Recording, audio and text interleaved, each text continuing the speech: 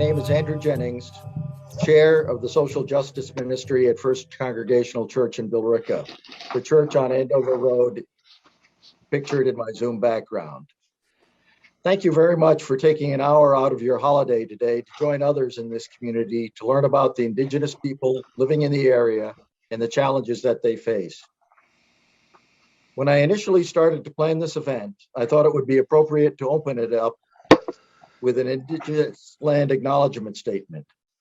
I have heard such statements given at conferences I have attended, particularly ones dealing with justice issues and particular transportation issues.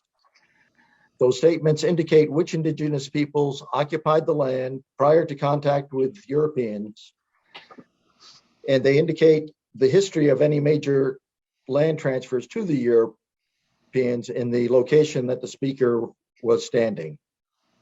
I thought making the statement would confirm that when Billerica was incorporated, the settlers moving to this town were not moving to a wilderness, but to a land which had settlements in it. I thought it would be easy to put one together. Just a few quick Google searches and I would find the information that I needed. What I discovered is that information on pre-European settlement of what is now Billerica was not easily attainable. I did learn from the Bedford Historical Society's website that there were settlements in North Billerica near the Fordway and on the north side of Nuttings Lake. On Friday, President Biden issued his Columbus Day proclamation and acknowledged, quote, the painful history of wrongs and atrocities that many European explorers inflicted on tribal nations and indigenous communities. He added, it is a measure of the greatness as a nation that we do not seek to bury these shameful episodes of our past, that we face them honestly, we bring them to the light, and we do all we can to address them. As important as this acknowledgement is, I felt it fell short as it did not acknowledge that wrongs and atrocities continued in Massachusetts and other colonies under the watch of our founding fathers and throughout much of the history of the United States. So we are here today to learn, not to debate.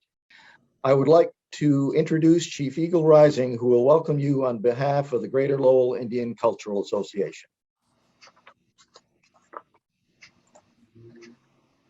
Kwe, Nina Migimawaj Aktaluisi Kipuapita Dakan.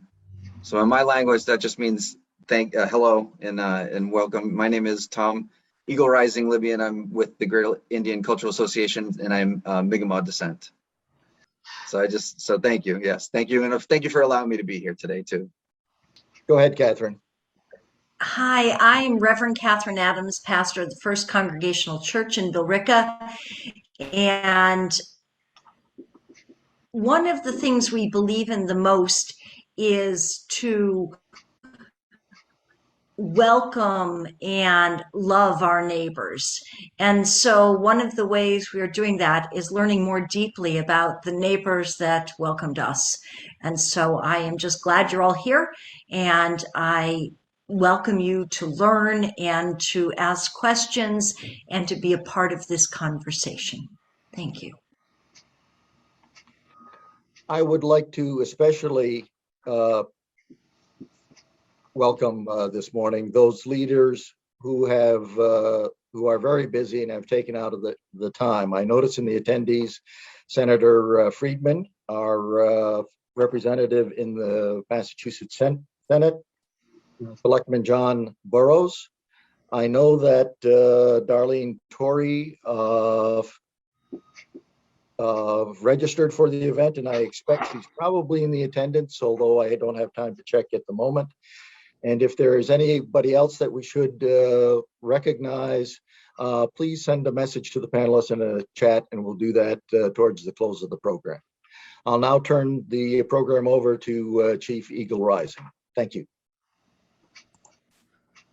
Again, thank you very much, everybody, for having me here. I did want to say, I also have one of our other members here, who's one of our elder chiefs, who's with me here today too. She's off screen, but for the sake of this purpose, I thought it was important to also have a woman present in case you had questions specifically for women that we could answer for you in that sense. But I wanted to start. By kind of going through something that some people may or may not know. One of the misnomers, and one of the reasons that a lot of Indigenous people are not exactly excited about Columbus Day.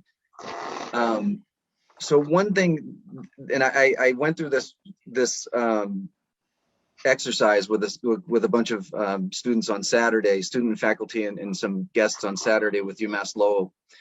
And the thing, if we were live right now and I were able to ask you questions like, did you know this, or how many people thought that, or whatever, these are the types of things that you would typically hear. You know, how many people thought that Columbus was looking for India on his route when he was sailing? And everybody raises their hand. How many people think that when he found where he landed, that he thought he was in India, so he called them all Indians? And a lot of people raised their hand. Well, the reality of that is India as a country did not exist at that particular time frame, and you can search that, you can Google that and look at it. India at the time was actually called Hindustan. It was not a country of India. So even if that were true, that he was, it was true that he was looking for a path to that spice route, but he did not stumble across native people and call them Indians because he was looking for India. He was just looking for that area of the world. Yes, it actually happened much later on in history where we started interpreting that because of really it's a misinterpretation of a couple of things. Number one, we all know Christopher Columbus was Italian, because that has a tendency to be why Columbus Day in the Italian community is being fought, a little pushback from the Italian community. But what we don't realize, a lot of people don't remember from our history books, is Columbus didn't sail under the Italian flag. He sailed under the Spanish flag. So when he was writing his notes back to the crown, he was writing them in Spanish. So you had an Italian person writing in Spanish, and then 200 years later being interpreted by somebody who speaks English. So there's no question as to why some of these things kind of happen in not being able to be verified or whatever, what have you. So here's the reality of it.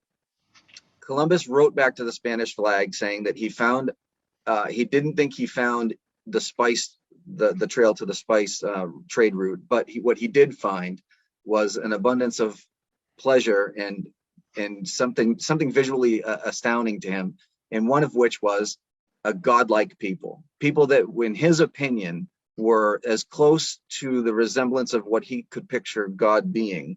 And again, you can go back and read these documents. Columbus's letters to the crown are all available, most of which you have to go looking for them, but you can find them. So the reality of it was, in Spanish, the term in Dios means in godlike, or in the light of God. Dios is directly means God. So he's translating, people translating these words are basically saying, that Christopher Columbus felt like the people he encountered were godlike. And I apologize for being a little repetitive. I just wanted to make sure I hammered this home. The second part of this, and one of the reasons why that a lot of Native people feel very strongly about this, is we can talk about all you want about the type of person Columbus was, or if he was a good person, bad person, all the atrocities to the Native people, that he encountered, and so on and so forth. But the other reality is that Columbus never stepped foot on the U.S. soil. Always in the Caribbean. He was always in the Caribbean islands. He always had it. He sailed to the Caribbean and back several times, actually, not just once.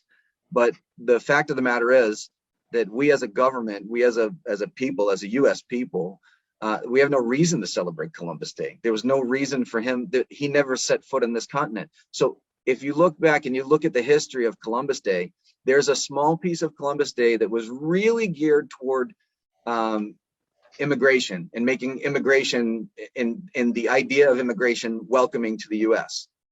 But again, I ask you, if that was the purpose of it, then why would we choose Columbus either way? Because he never immigrated to the U.S. He never stepped foot on the U.S. soil. So some of the other things that I wanted to kind of talk about, and it's not just about Columbus Day. It just happens to be the fact that we're doing this on Columbus Day. But if you really want to dive deeper into Native culture, Native American culture. I'll give you some food for thought here too. The generalization of Native culture is probably one of the biggest problems that I see, because we have first of all, our culture is very multi-layered, number one. And the Native culture here in the Northeast was and still remains to be very different than the Native culture, say, in the Southwest, like the Navajo or the Hopi. And it's so it just to give you a couple of examples, you know, when you think of Kokopelli, and everybody thinks Kokopelli is Native American. Well, Kokopelli was a Hopi folk hero or person that existed in the folklore of the Hopi people. Dream catchers are Native American. Dream catchers originated with the Ojibwe people. War bonnets, you see all these free-flowing war bonnets with a lot of eagle feathers on them. Those are Native American. Well, the reality of it, those came from the Plains Indians. Those are Lakota or Kiowa, Ponca. Those are not Native American. The Wendigo is kind of a scary thing. If anyone ever looks that up, be careful what you drum up on the images, because some of the images of the Wendigo is pretty scary. But the Wendigo is not Native American. It's an Algonquin piece of folklore. Totem poles are not Native American. Totem poles are Inuit or Tlingit or Haida, northwest of the United States. Skinwalkers, again, very scary if you look them up, but these are not Native American things. These are Navajo or the Dene. I bring these things up because I just want you to understand that when you classify Native Americans as one people and you think that we all are the same, we all look the same, we all act the same, there's a deep-rooted falsity there that people sometimes misunderstand. So my job and one of the things that I really strive to do is really pay a lot of emphasis and attention to the Northeast Woodlands people, which is where we're standing right now, which is why it was so hard for Enter to find something to do a land acknowledgement. It's very difficult to go back to a point where there's a lot there, that there's Native signatures on land deeds or things like that. That just didn't happen. We were under the influence of, either be assimilate or eradicated. Those were our two choices that were given to us. Now there was a third choice that a lot of us chose, and which was just leave, simply leave. And if you do any of your history work here, around the time of the King Philip's Wars, around 1675, when the natives finally got to the point where they just had enough and they wanted to fight back, the people that lived where you are and the people that live where I am here in Lowell, there was about a 50-50 shot on whether or not they wanted to stay and fight. And then of the people that stayed and fight, there was literally a 50-50 shot on whether or not they fought on the side of the colonists or the side of the natives, because wow. a lot of the native people were being converted to Christianity, and they were already at the point of very deep-rooted trades with the English settlers, so they didn't want to bite the hand that fed them to a certain degree, if you think of it from that perspective. And I don't mean it that way, that we needed them or they needed us. I don't mean it that way, but there was deep-rooted trade there. A lot of people don't know that the area called Wamiset today, which was at the convergence of the Concord and the Merrimack Rivers, right around that time when Chelmsford was incorporated as a town, there's actually a deed in the city of Lowell right now that shows right where Fort Hill is, the Fort Hill area of Lowell, northward to around Route 133, and then you go eastward right toward around Tewksbury Center. That was considered reserved for the Christian Indians that were in that area. So if you think about it, that was really the first reservation that was an official native reservation in the United States, but it was not documented as such, and it was eventually taken away anyway when King Philip's War hit, and we had to choose: do we stay and fight? And if we do stay and fight, we fight on which side, or we leave. The fact of the matter is, again, like I said a few seconds ago, about 50% just decided to leave. They all left up to the St. Lawrence River Valley area up in Canada. What people don't realize is that there was a very big shift in immigration from Canada, back down from Canada around the Industrial Revolution. So we had a lot of Native people come back down from Canada and list themselves as French Canadian or Canadian American, something to that effect. So even coming back, we were not exactly excited to list ourselves as Native. And people kind of ask why, and there's a lot of reasons behind why. But if you think about it from a historical perspective, we weren't allowed to be Native, really. If you think about it, there was certain points in time where even our children were taken from us and put on. In you hear a lot of this in the news right now, where they're finding bodies of children from the schools, the Carlisle schools, and things like that. Well, if you look like me, for example, and you could pass as white, then why would you say anything else? Because you get to keep your kids and you get to keep your culture behind closed doors. You don't have to say anything to anybody. You could practice your own religious beliefs behind closed doors, and you don't have to worry about it. And some of us, believe it or not, and one of our elders that I talked to, he's since passed, but he went to church every Sunday. He was a good Christian person. He actually was contemplating becoming a Protestant priest, and decided at the last minute not to, because his Native belief systems he felt were a little stronger to him. And I don't mean negativity one way or the other, but the fact of the matter is he went to church all the time, and it was really more to hide the fact that he was Native, not necessarily to disrespect any of the Catholic or Christian faiths. And he didn't go to church thinking that he was trying to trick somebody or be disingenuous, but he did it because to him it was a matter of survival and being able to show a front one way and just be himself behind closed doors. So again, eradicate, assimilate, or move were our choices here in the Northeast. As you talk about manifest destiny in the westward movement of the United States, it tends to kind of change a little bit. And, where a lot of the Native people today in the West are a little bit more organized than we are here in the East, and especially in the Northeast, and probably a little bit higher in population. But again, one thing I'll also say here, guys, too, if there's anything that you have a question on, or if you want to interrupt me with a question, I know it's really hard in this kind of environment, but I will say that I would rather talk about something that you ask questions about than just to babble on, because I already feel like I'm kind of a little scatterbrained all over the place, because there's so much information here that I'm trying to get into you within half an hour, 40 minutes, and which is, I know, not possible, but I really am going to try to give you as much information as I can.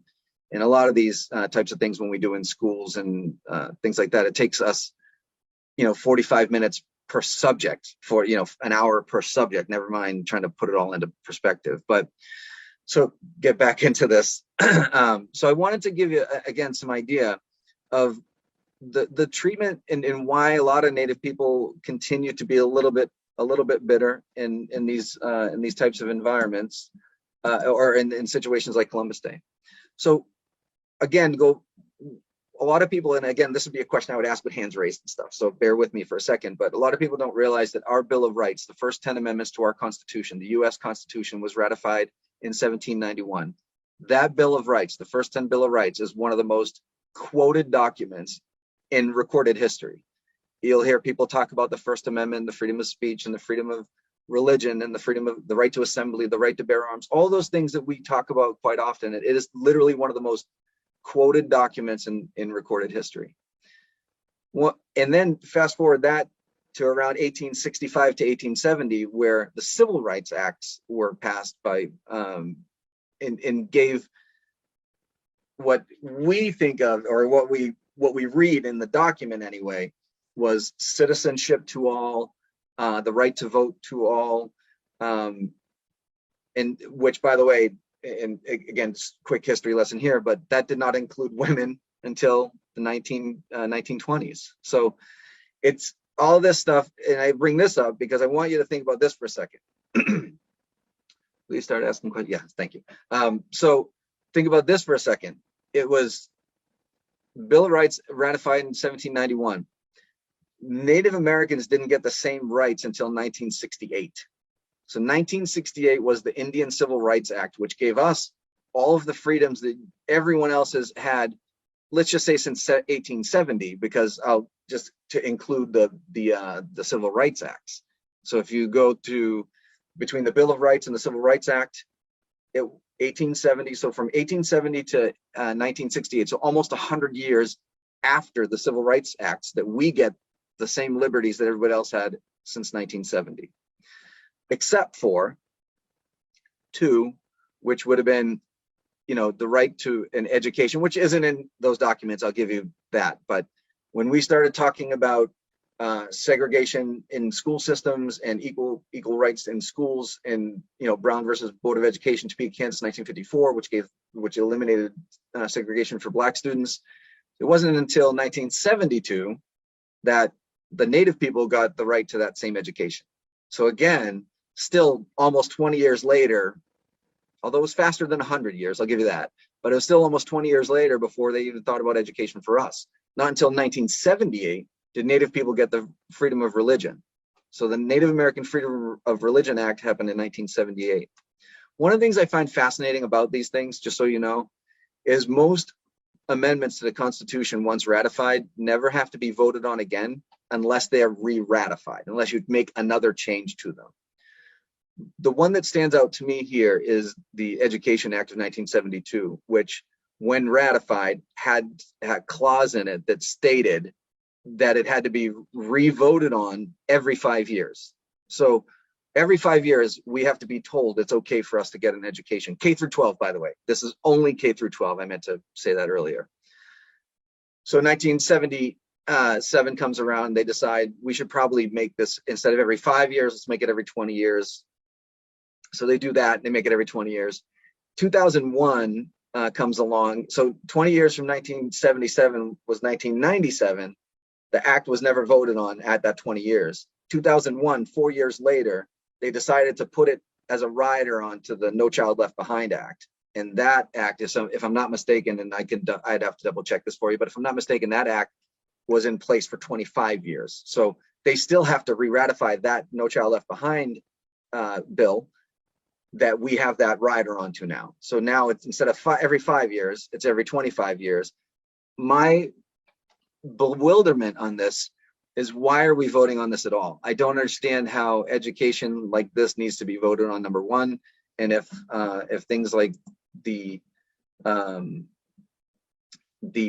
things like, education to any student, it should be any student. It shouldn't have, we shouldn't have to have a rider onto that bill, is basically what I'm getting at. So all these things said and done, it's still the things that we fight for today. And if you think about how these things happen in history, it doesn't surprise me as to why, when people start talking about Columbus Day, that these discussions start coming up. So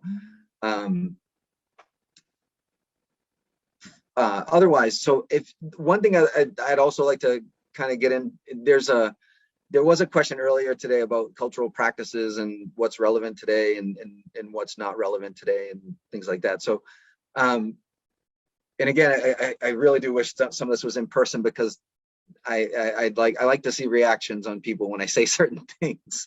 But quite honestly, all of the cultural practices to me would be relevant today. It's very important for us to continue educating. It's very important for us today to continue educating our own kids, to make sure that they, that it's not lost. One of the things that we talk about quite often is that we're responsible for 7 generations behind us. And we actually have this kind of conversation. Sometimes we joke a little bit on how life was so different back when our ancestors were implementing these rules, and that we're responsible for seven generations. Well, 500 years ago, when people were marrying and having children at the mid-teenage levels, it probably wouldn't be extremely uncommon to have 5 or 6 or 7 generations alive at the same time. So the idea of us continuing that education was a lot easier than today, where it's sometimes difficult to even have 4 generations alive at the same time.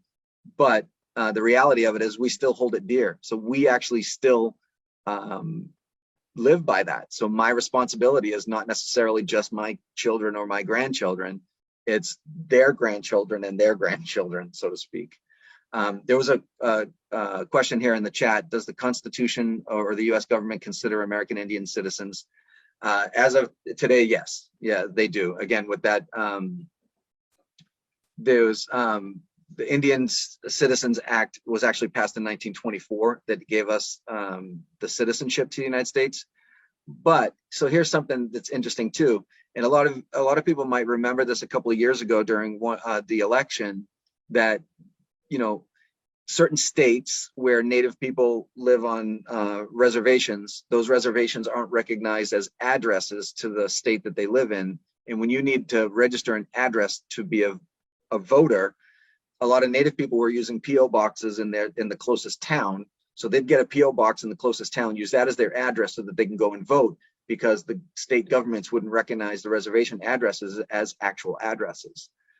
And then the state legislature of that particular state decided that PO boxes couldn't be used as registration form in your registration forms anymore. They were trying to eliminate tens of thousands of votes from the Native people, which fortunately was overturned pretty quickly by their state Supreme Court. So anyway, but just to give you an idea, just to finish are we citizens? So the short answer is yes, that we are citizens according to 1924 Indian Citizenship Act, but we are still constantly trying to be eliminated even from the voting polls by things like that state legislature that tried to eliminate the PO boxes for addresses. So the question that popped up in the chat, if everybody can see it, is the natives that lived in this area. So this is a really good question, because a lot of people, I think, get really wrapped up in labels when we talk about Native communities in this area, especially here in the Northeast. Because if you think about, and again, if you guys don't mind, by a show of hands, no, I'm kidding. But here in the Northeast, when we think of Native communities and we think of Native tribes, we hear words like Pawtucket and Wamisit and Passamaquoddy and the Abenaki Confederation, the Nipmuc, the Massachusetts, the Wampanoag, the Mi'kmaq and the Maliseet. And the thing that I really want to clarify here is we didn't call ourselves those names, meaning we didn't introduce ourselves. Did the N and P fight? Okay, I'll get to that one in 1 second. So we didn't really label ourselves like that purposefully. We didn't look at it as you're a Wamisit Indian and I'm a Pawtucket Indian, or I'm a Nipmuc and you're a Wamisit or something like that. The reality of it was, before Europeans got here, before European contact, there were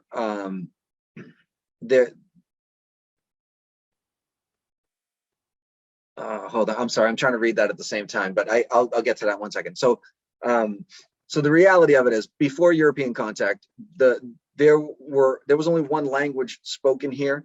The Algonquin language was a universal language of northeastern woodland Indians, northeastern woodland natives. The concept of dividing these people into tribes or into different nations was definitely a European thing. So if you think about the way Europe was designed and the way Europe was kind of conquered or manipulated, or however you want to word it, they settled down into these borders of France and Belgium and the Netherlands and in Spain and in Germany. And if you came from Spain, you were Spanish. If you came from France, you were French.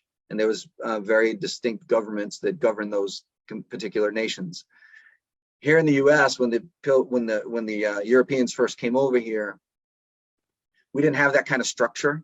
It was very loosely, hunting lands, sure, like, all right, I wanted to hunt here and I don't want anybody else hunting here, so I'm going to kind of, make it a big deal if somebody tries to, if somebody's going to hunt here, I'm going to try to shoo them off or whatever. But it wasn't distinctly divided lines like we saw in Europe. What I think may have happened here, and again, this is speculation to a degree, because there's no way to really prove it other than if you think back beyond European contact, no borders, now we have European contact, and all of a sudden we have different tribes that lived across the river from each other. So I'm supposed to think that somebody who lives in, let's say, Billerica, and somebody who lives in Chelmsford are two completely different tribal of people.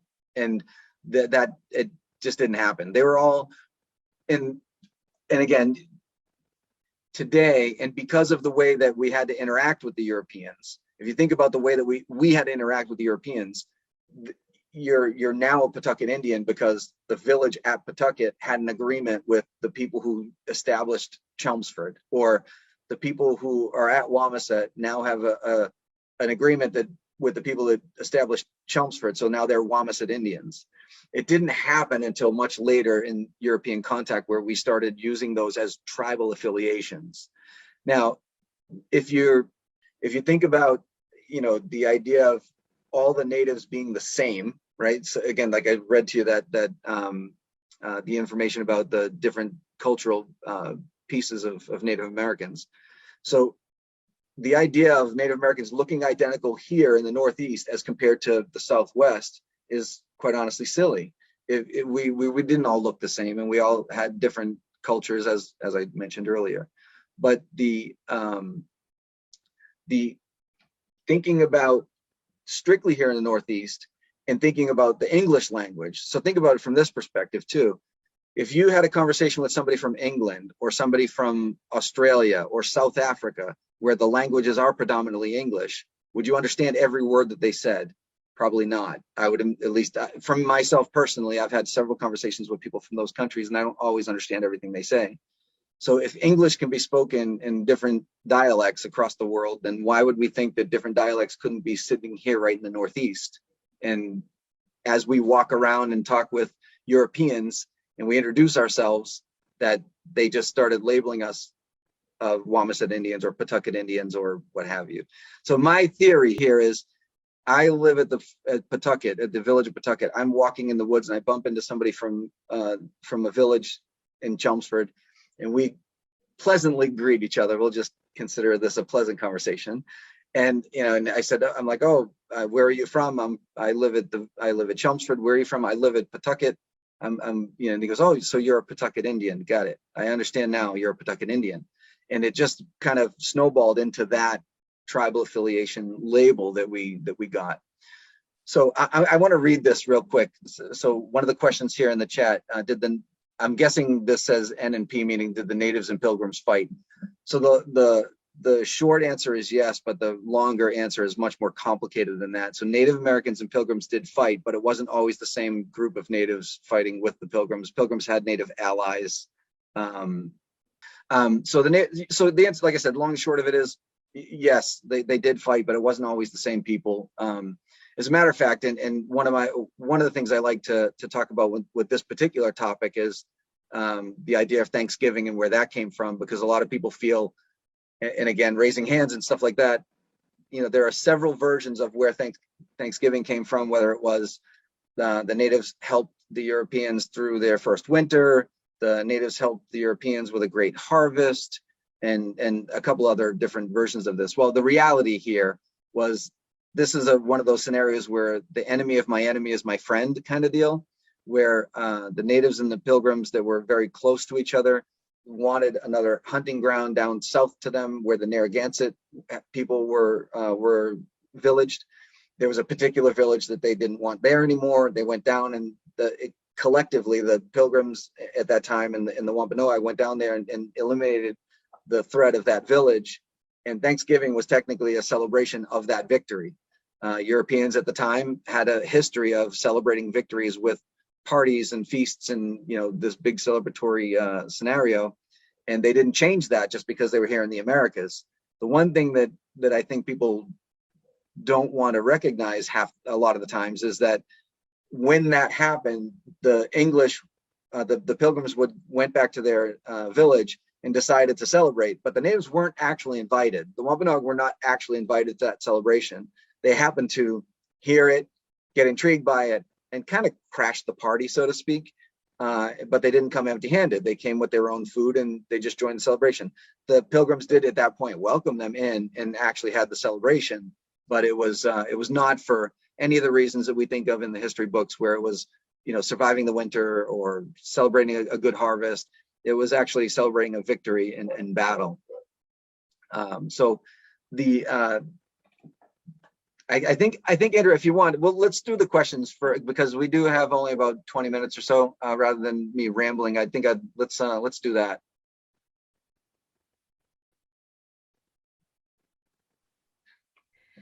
Okay, I will start out with one I saw on the Q&E and that was, is Abenaki a European name? And what do you call your tribe in your native tongue?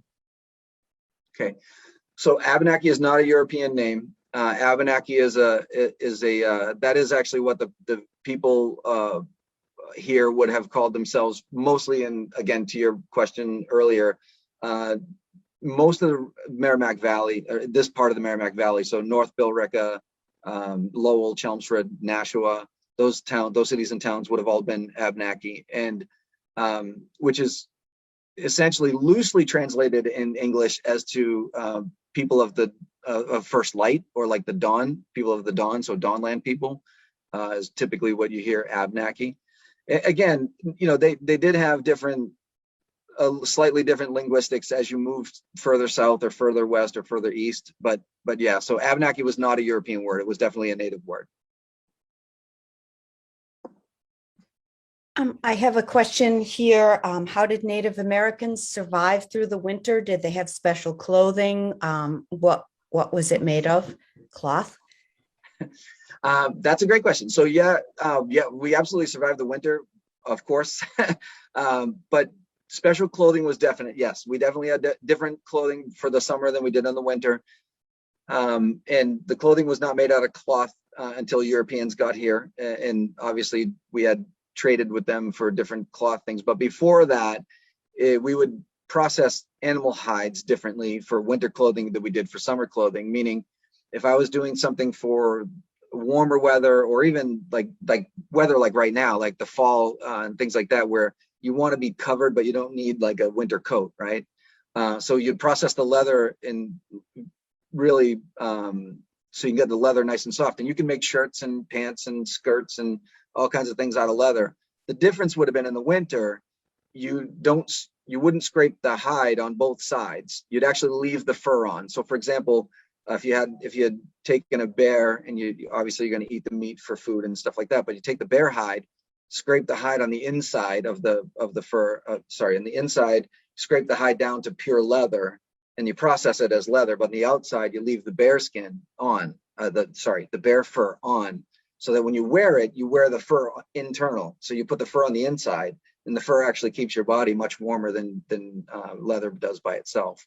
So we would do things like that with different animals, whether it be bear, seals, if we had seals and things like that, where you can make waterproof boots and moccasins, the boots more like mucklucks and things like that you can make out of seal hide that would be 100% waterproof, because the seal's fur is waterproof. But yeah, so that we definitely had specialized clothing for the winter that we would use. Another question is, we hear about Native nations being independent from the federal government. How does that actually bear out? Does this apply only to those in reservations, or those who have registered as members of a particular nation? What does it constitute? So the simplest version of this is yes, but not exactly. Like, I know that sounds kind of silly, but so while on reservations, the U.S. federal government does try to give Native governments as much autonomy as they can. But just be crystal clear here: if the U.S. Marshal Service or the FBI decided they wanted to go onto a reservation, they would. It's not illegal for them to do so. It's just really frowned upon. But they do. On one admission, they do try to let the tribal governments handle their own business pretty well. But so a Native person on a reservation is held by that tribal government's standards, whatever their laws are. The Native person comes off the reservation, goes into the city of Boston. They have to abide by all of the rules that you and I do. Those laws are governed to them the exact same way as they are to us. So we're not different because of that. And the difference, whether you have a card or don't have a card, I'm the last person you want to talk about that, because I do not believe in the cards. I don't think that any Native person should be required to carry a card. I think that's an atrocity all by itself. There's no other there's no other ethnicity in our country that is required to show you a number that proves to you that they belong to that group of people. Not Spanish, not French, not Italian, not Indian from India. There is no other ethnicity that is required to carry that card. So I am definitely the last person you want to ask about whether or not the cards matter or what we should use them for. But hopefully that answers that portion of the question, I hope. One more, is there a time when you and yours began to feel more respected?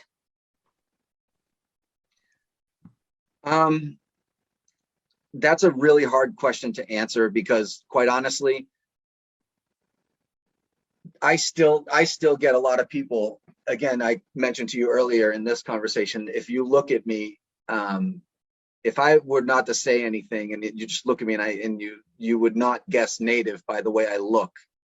And so that part is still challenging to a lot of us, where we have, family that still live on reservations or things like that. But because we don't look the way that you stereotypically think Native people should look, that we have to justify it, or I tell people I'm Native and they go, "Oh, I would have never guessed that," or "Oh, I'm surprised by that," or the worst one of all, and I tell people, you're Native, and they go, "Oh, well, what percentage?" Like, it baffles me that we would never ask that of any other ethnicity. Again, we wouldn't ask that of somebody who said, I'm African, Italian, and Irish. Nobody would ever say, what percentage are you of Irish or African, or it's bizarre to me. So when you ask it, I think that when you ask a question like that, it really goes to speak on certain situations, environments, instances. I think isolated things are more easy to judge on that than it is, and than it make a universal statement. For example, just again, give you an example, I feel very, very respected from your leadership and your group. I feel very respected from some of the academics that I've worked with in the past. It's the general public that I have more of a problem with this type of stuff. So I think that if you go back into our conversation to think about when I talked about the Carlisle schools and things like that, I mean, we had Carlisle schools in operation in the 1990s. So there were still people in the Native community that were afraid to say they were Native in the 1990s. So I think we're still working on it. I think it's a work in progress, and I think we'll get there, but I think it's a very difficult question to answer, a very difficult question to put an actual number to.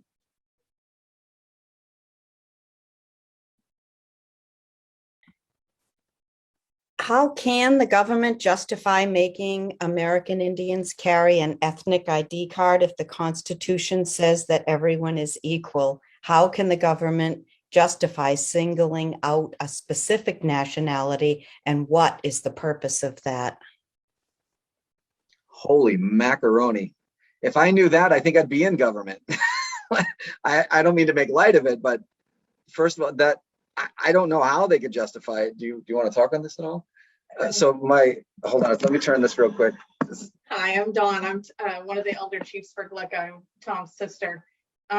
So I actually just finished law school, and I can tell you that there is absolutely nothing I've learned anywhere in my constitutional law classes or anything else that says that they have a right, or what gives them the right, or the purpose of the cards. It's really just a way for them to track who we are, where we're from, and where we're going.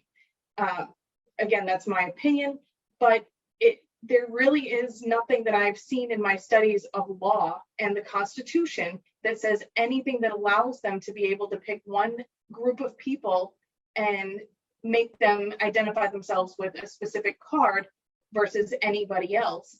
As Tom was saying, through our Bill of Rights and our Citizenship Act and all that other stuff, it definitely does seem to me, even through my legal studies of this, that they, the government as a whole works for who they think it should, and who they think the government should help, it helps. Who the government doesn't think it should help, it doesn't.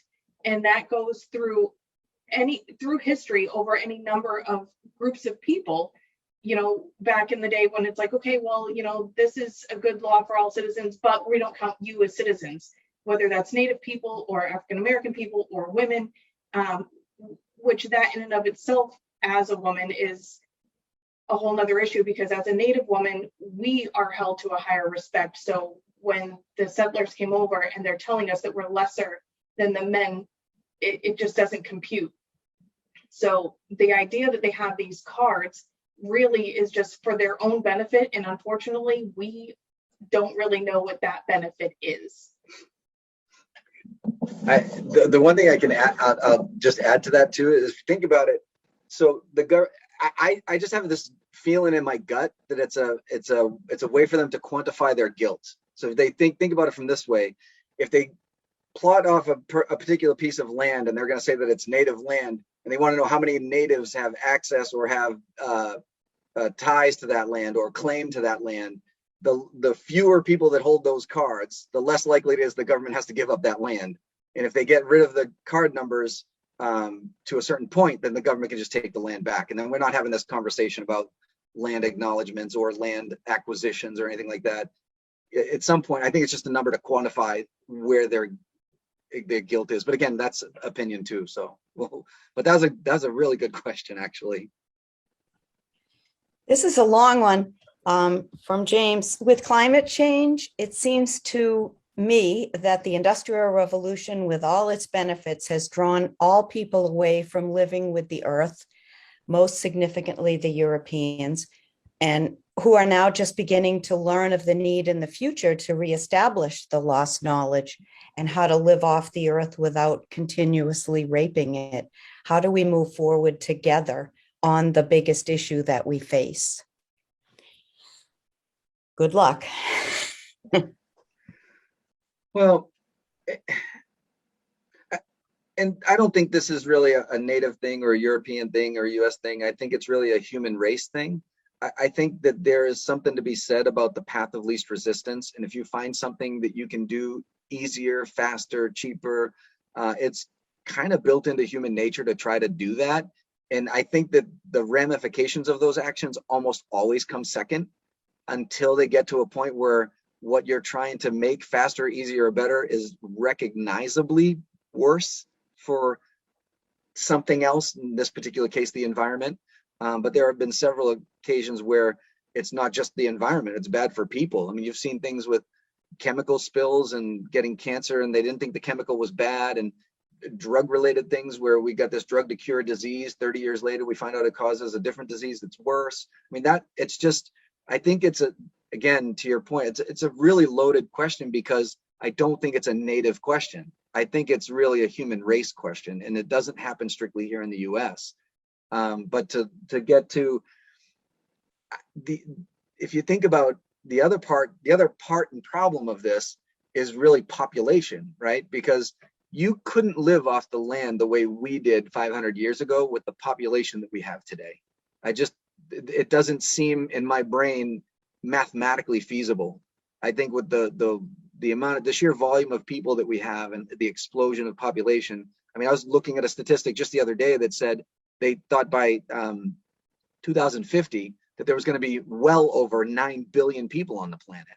I mean, 500 years ago, we were lucky to have 1 billion. I don't even think it was 1 billion. So to live off the land and live off the earth's resources in that case is vastly different than today. So I do think that advancements in technology and especially in the medical field are incredible. And I think we need to do everything we can to push those forward and make progress with them. There are other things that we can do to stop, global warming and climate change, however you word it, climate change. I apologize. I know it's not called global warming anymore, but climate change and climate shifts. My fear, honestly, is that it might be a little too late. Like, we might be thinking of this, that the damage is already done and we're never going to be able to reverse it. I've only seen a study or two that says that's even possible to reverse it. The living off the land thing is a much easier said than done, in my opinion. But the interesting thing for us anyway, and I'll end it with this. The interesting thing for us anyway is the fact that regardless of whether we have to or should live off the land, or whether we don't necessarily have to, because we can go to Market Basket just like you guys do. I'm not going to go hunt an animal if I can go to, it's not in my nature to kill an animal. I'm not a vegetarian or vegan or anything like that. I'm just not that type of person. I'd rather just go buy a steak or something at the store. However, the key to my statement here is, even though we don't need to do that, we're not required to do that, we still teach how to do that. So God forbid anything ever happened where we did find our environments to the point where we no longer have supermarkets and some sort of apocalyptic event happens and we're really like, the human race is in trouble. I'm confident we would be okay, because we still teach our younger people how to do all those things, how to skin, how to make clothes out of leather, how to do, how to live off the land. We don't but it's a very good question, but I think that it's a much bigger question than any one particular ethnicity will ever be able to answer. I know COVID threw a wrench in many in-person events. Are there plans for an in-person powwow at some point again? And where would be a good place to learn about any upcoming events?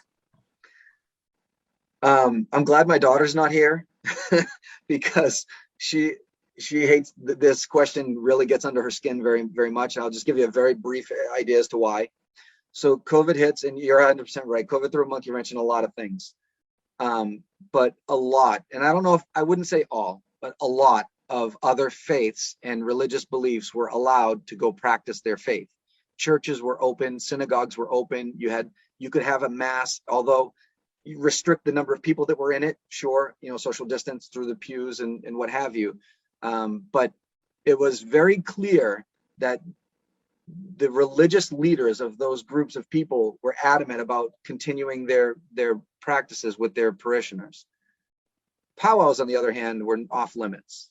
We couldn't have powwows, so we weren't able to congregate and have our religious beliefs honored, because we weren't allowed. You couldn't have an event with more than X number of people outside and all this other stuff.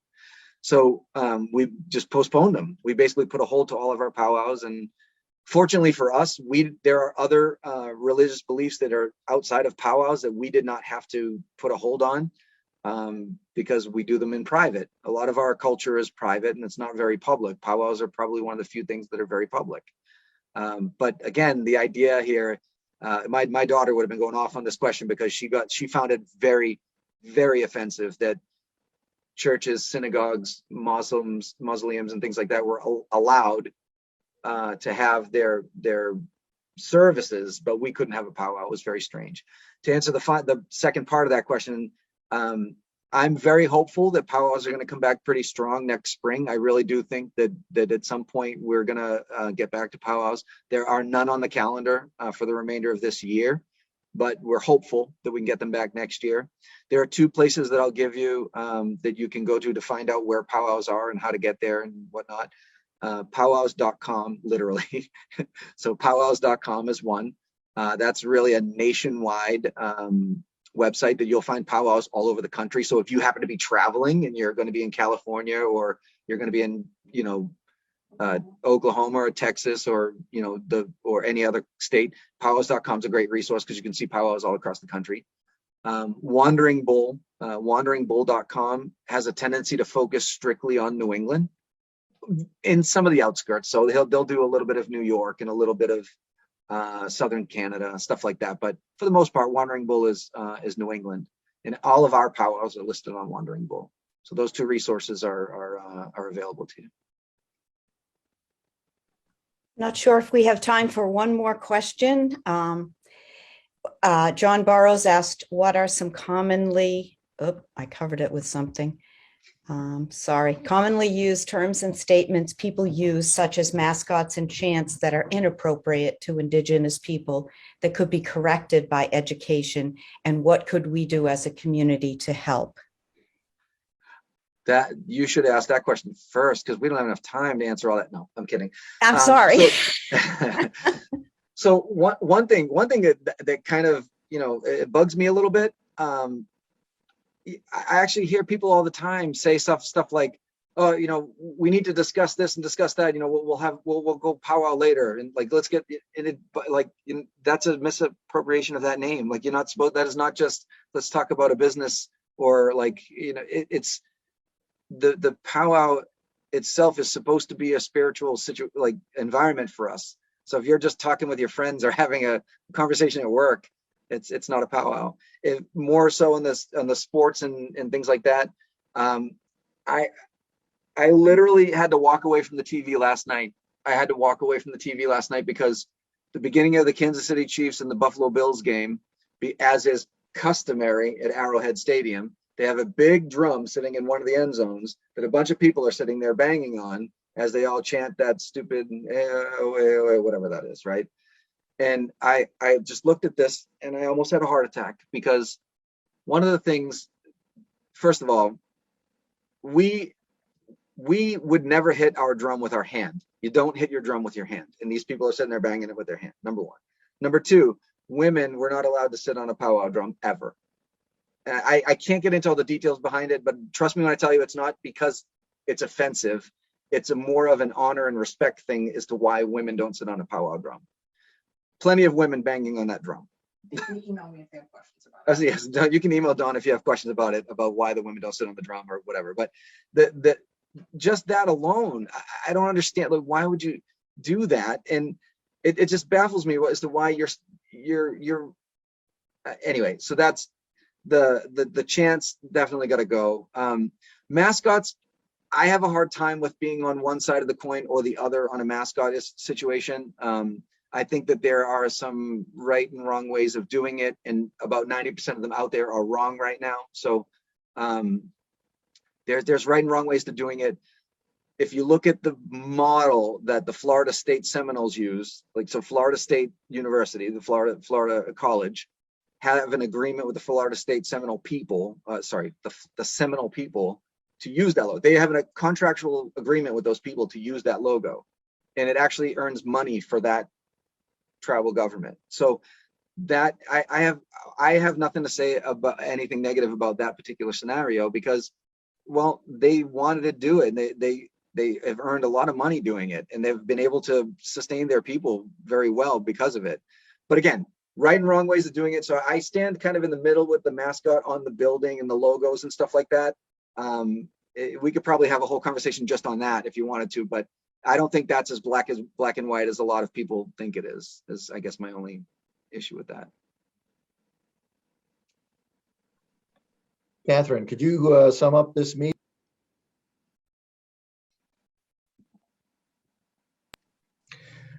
Katherine, could you sum up this meeting? And Eric, could you put on the first of the two closing slides?